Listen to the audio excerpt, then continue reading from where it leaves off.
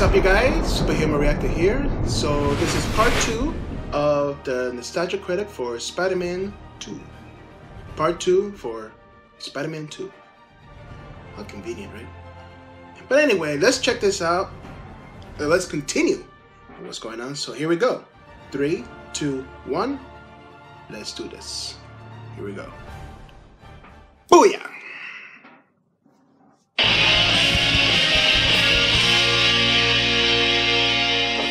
The Daily Bugle tries to think up what to name their latest scientist gone wrong.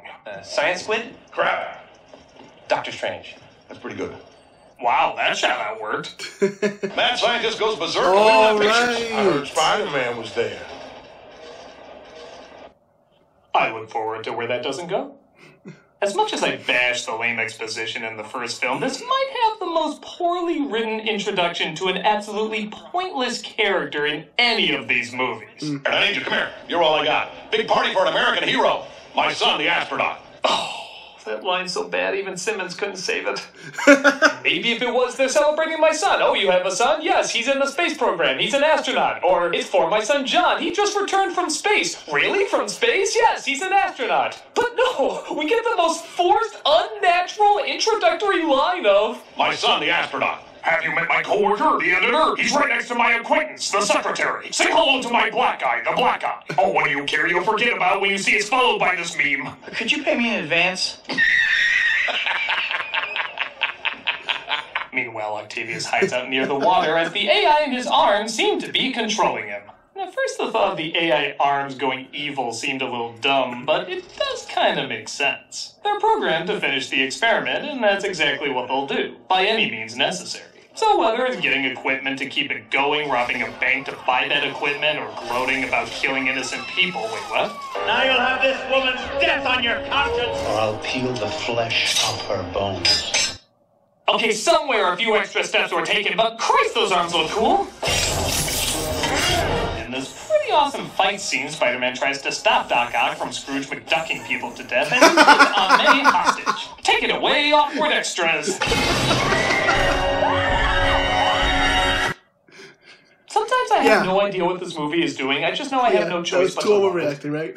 Spider-Man defeats Doc Ock, though, saving Aunt May. There you go. Don't I get to kiss upside down? Jesus, Aunt May. Wait, Peter? I mean... Fuck. Later that night, Peter covers Jameson's big event. Here's out of my wife with the minister here. Oh, have you met my son, the astronaut? This is all for my son, the astronaut. Keep an eye out for the astronaut, my son.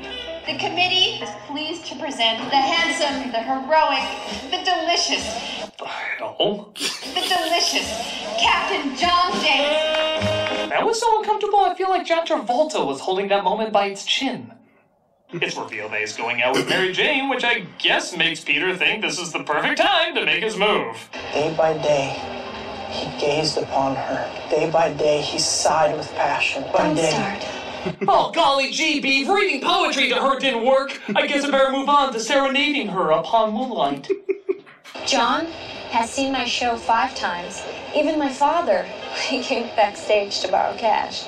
I am more than happy to ask you for cash. My rent is years due. After Harry slaps Peter for not turning Spider-Man into You're tearing me apart, Peter!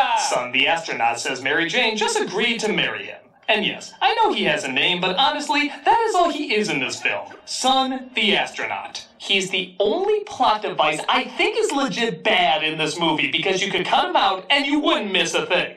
He's barely in the film. There's no reason to make him Jameson's son. He has no personality as there's no time to give him one. And there's no reason to have him marry MJ except that's what every 90s rom-com was doing. So it's perfect for this 2004 flick. I guess the idea is to build up all the bad stuff happening to Peter, but there's already enough. You can cut him out and still get the same amount of pressure and guilt. If anything, it makes Mary Jane look douchey. She's apparently at a point where she's ready to marry this guy, yet she's still putting the moves on Peter. I mean, what was this, a month ago? I miss your Uncle Ben. Can you believe that it's 2 years next month since he was taken? Yeah, and that scene hasn't happened yet. So it's safe to say she's ready to marry this guy, and yet she's still hitting on her ex-boyfriend. Not even ex-boyfriend, just ex-friend. In the deleted scenes, they explain this a bit more, at least adding to her character a bit, but in the theatrical cut, this is entirely pointless. I gotta check that out. I haven't seen that yet. The only bigger mystery is, why was this guy in this movie? Peter's powers continue to fail him, so he goes to see a cool doctor. You know, he has a tie-dye shirt, so he's cool. And he talks about a dream where he's Spider-Man and his powers don't work. I'm Spider-Man, but I'm losing my powers. I'm climbing a wall, but I keep falling. Oh my god, you're Wonder Woman. My diagnosis? It's up here. He starts to put together he may not want to be Spider-Man anymore, as a dream vision zombie visit from Uncle Ben has him calling it quits. I can't live your dreams anymore. Take my hand, son. I'm gonna take you to Christmas past. Yeah, what was that supposed to do? I'm Spider-Man. No more. Please. You have one more movie until that. He tosses out the suit and leaves Spider-Man behind. Proving with no power comes not giving a shit. I hope they die. So now that you're engaged, I turned down your advances and I treated you like shit. Wanna go out? Will you think about it? Think about what? Picking up where we left off. Punch me, I bleed. He's giving you an open invitation to punch him. Don't miss this opportunity! Meanwhile, at the Daily Bugle, somebody has something interesting to drop off. It's a pineapple. I finally got to him. Jameson is, of course, thrilled that Spider-Man threw in the towel, but the guilt finally gets to Peter, who confesses to Aunt May he's the reason Uncle Ben is dead. What do you mean? I went someplace else. I really like this scene because unlike the other times Peter cries, where it looks like they just put drops in his eyes before shouting action, here, he really works up to it. It feels real. I also like that for such a friendly-go-lucky world, the friendliest character in the movies doesn't let him off so easily. In fact, here's a recreation of every movie theater in the world when this scene played. I've tried to tell you so many times. Oh my god! But you know I'm also Spider-Man! There's a happy ending! For me. Octavius finishes his machine and visits Harry to get the missing tritium he needs to make it work. Harry tells him if he gets Spider-Man, he'll give him all the tritium he wants. How do I find him?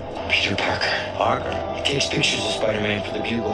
A couple for Vanity Fair. Bottom line, they're close.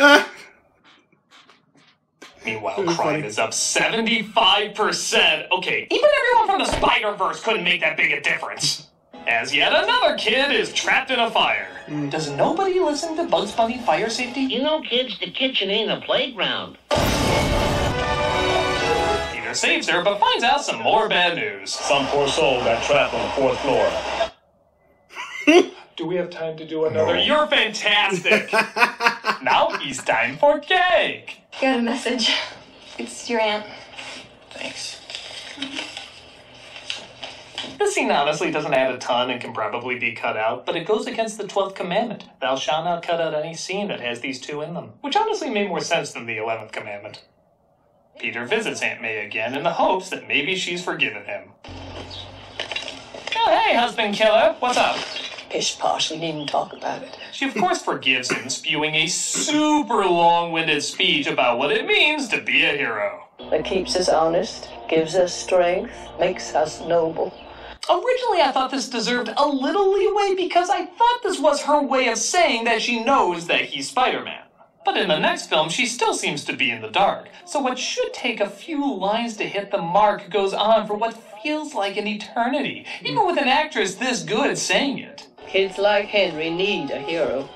Courageous, self-sacrificing people. Line up people. for them, cheer them, scream their names, and years later they'll Everybody tell loves a hero. just to get a glimpse of the one who taught him I believe there's a hero in all of us.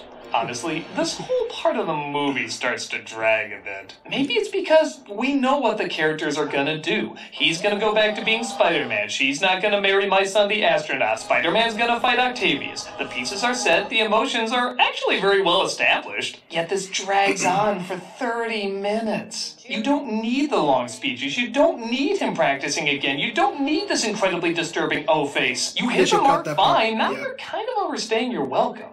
Next, you'll say there's another Peter dumping MJ scene. I thought I could be there for you, but I can't.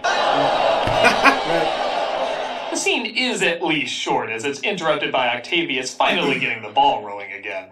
Or The car, I should say.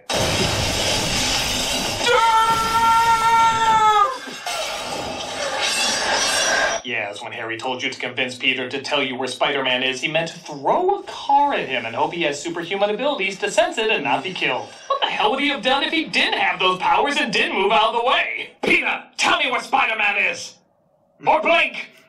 Or stop bleeding! This was a bad idea.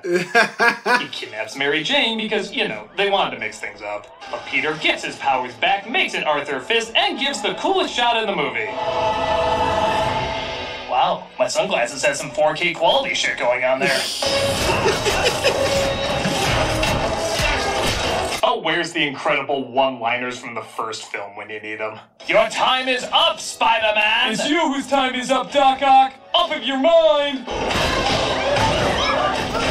The action takes them to easily the best scene in the movie as they fight on a train that's out of control and Spider-Man has to save everybody. Yep. Even if a few of these effects are a hint dated, and I do mean only a few, it's just a cool idea that they take every advantage of. I feel like everything you could do with this action sequence, they accomplish. Even if it does lead to some pretty hilarious faces.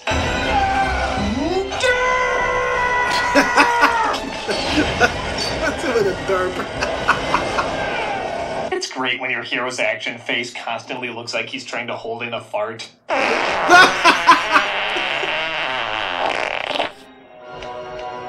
In a truly touching moment, all the people on the train agree they won't reveal his secret identity. Even Big Pussy and Dan Castellaneta. It's all right. We won't tell nobody. Well, great. Doesn't mean all the people who took pictures on their phones are gonna be that quiet. Doc Ock knocks out Spider-Man, though, and exchanges him for the tritium, allowing Harry to discover the truth. Actually, no, I wouldn't tell Doc Ock who Spider-Man was, so he threw me in the spider suit. There, I saved 2 subplots from movie 3, and yet somehow there's still 19 left! Peter tells Harry MJ is in danger, and he needs to tell him where they are.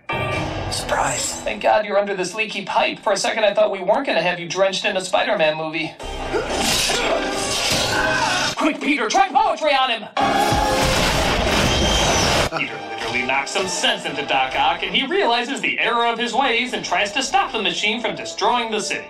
He sacrifices himself while Peter accidentally reveals who he is to MJ. Yep. Spider-Man will always have enemies. I can't let you take that risk. Well, it's good to know I'm only cheating on one person now. He drops her off as the movie shows that Harry will still have a place for Peter, though. Son, I'm here. He hallucinates his father's ghost, leading him to the only thing that could possibly destroy Spider-Man. Sony's ideas for the sequel. Yeah. Looks like at MJ's wedding, though, she leaves her kind fiancé. Again, little screen time, but he seemed nice enough. Humiliated at the altar to be in a relationship based entirely on lies. Call Deborah.